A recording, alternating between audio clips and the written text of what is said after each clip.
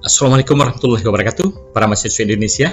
Kita bersua kembali dengan saya, Profesor Dr. Hermanto SPD MHum, dalam bentuk kuliah metode penelitian bahasa. Pada pertemuan yang ke-6 ini, tentunya kita masuk ke penjelasan tentang subtopik yang ketiga, yakni pemeriksaan keabsahan data secara digital, dan subtopik keempat, identifikasi data secara digital. Bersua dengan saya, Profesor Dr. Hermanto SPD MHum, tentunya dari Prodi Dosen Program Studi Sastra Indonesia Fakultas Bahasa dan Seni Universitas Negeri Padang. Para mahasiswa, kita masuk ke subtopik yang ketiga, pemeriksaan keabsahan data secara digital. Pada video sebelumnya kita sudah membicarakan bagaimana memperoleh data secara digital atau pengumpulan data secara digital.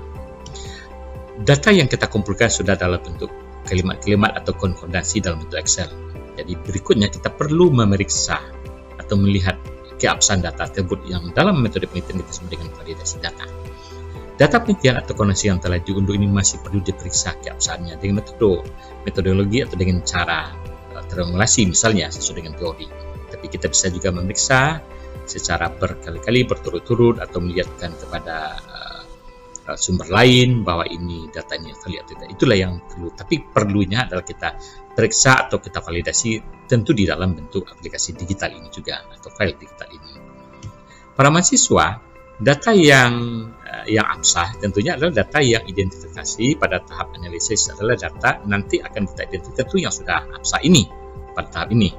Dalam pengertian sederhana, data yang analisis adalah data yang benar sebagai data penelitian. Tentu harus kita periksa data yang kita kumpulkan tadi atau konkordansi yang kita kumpulkan di dalam Excel kita periksa. Mungkin ada hal-hal yang tidak tepat, tidak absah tentunya. Proses pemeriksaan keabsahan data ini dengan pendekatan histografi harus dilakukan dengan pemeriksaan digital pada tabel konkordansi di dalam file digital Excel. Bisa saja file Excel ini di print lalu nanti diperiksa kepada orang, lalu nanti kita kembalikan mana yang tidak absah tentu kita delete atau kita buang di dalam file Excel-nya. Karena untuk tahap selanjutnya kita juga akan analisis secara digital melalui Excel. Itu maksudnya.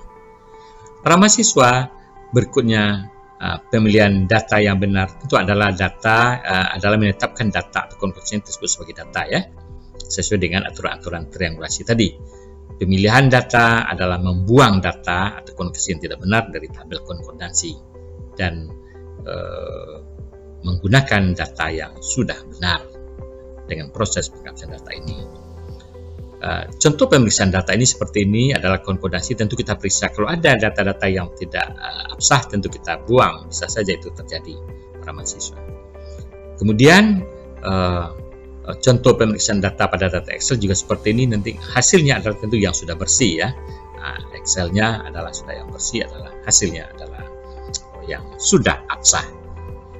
Para mahasiswa, berikutnya tentu kita masuk ke topik yang keempat adalah mengidentifikasi data. Kita sebut dalam linguistik korpus namanya pelabelan secara digital ya. Jadi identifikasi itu adalah memberikan identitasnya atau memberikan label sesuai dengan identitas yang digunakan dalam teori penelitian tersebut para mahasiswa Indonesia. Bagaimana proses identifikasi data atau pelabelan ini secara digital? Para mahasiswa ini tentu ya proses identifikasi harus dilakukan setelah data yang valid tadi ya sudah absah pada subtopik yang ketiga tadi. Karena kita akan menghasilkan interpretasi dan kesimpulannya benar hanya jika yang kita analisis itu adalah data yang sudah valid. Kegiatan identifikasi data ini juga sering kita sebut dengan istilah pelabelan, yang biasanya dilakukan secara manual dengan memberikan checklist misalnya seperti itu. Sekarang kita tulis secara digital.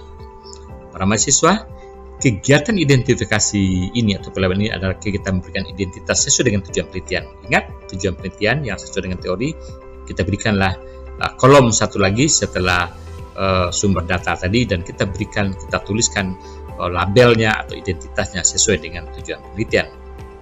Para mahasiswa, misalnya ini salah satu contoh, kita melihat misalnya dalam kalimat ini kita identifikasi pelabelannya, bagaimana sentimen masyarakat misalnya. Pada bagian kanan itu terlihat setelah sumber kita diberikan identitas apakah itu sentimen masyarakat netral, negatif, positif, kita berikan label pada kolom satu lagi sentimen masyarakat. Demikian juga misalnya kalau kita ingin membedakan ini apakah verba, identitasnya verba, nomina, adjektiva, harus kita tuliskan ditambah satu kolom lagi. Itu maksudnya. Identifikasi sesuai dengan tujuan penelitian pertama siswa. Berikutnya ini adalah contoh identifikasi data yang lain adalah kita memberikan identitas satu kolom lagi setelah sumber data tersebut. Apapun identitasnya sesuai dengan tujuan penelitian, kita berikan tulisan, kita ketikkan secara digital di dalam kolom tersebut. Misalnya ini afik, apakah itu imbuhan, awalan, akhiran, itu harus kita tuliskan sebagai identitasnya. Para mahasiswa Indonesia, demikian pertemuan kita yang ke-6 pada subtopik yang ke-3 dan ke-4, dan ikuti video berikutnya untuk subtopik yang ke-5 dan ke-6 pada pertemuan yang ke-6 ini. Demikian, sampai jumpa. Saya Profesor Dr. Emanto Spedemhum dari Universitas Negeri Padang untuk mahasiswa Indonesia.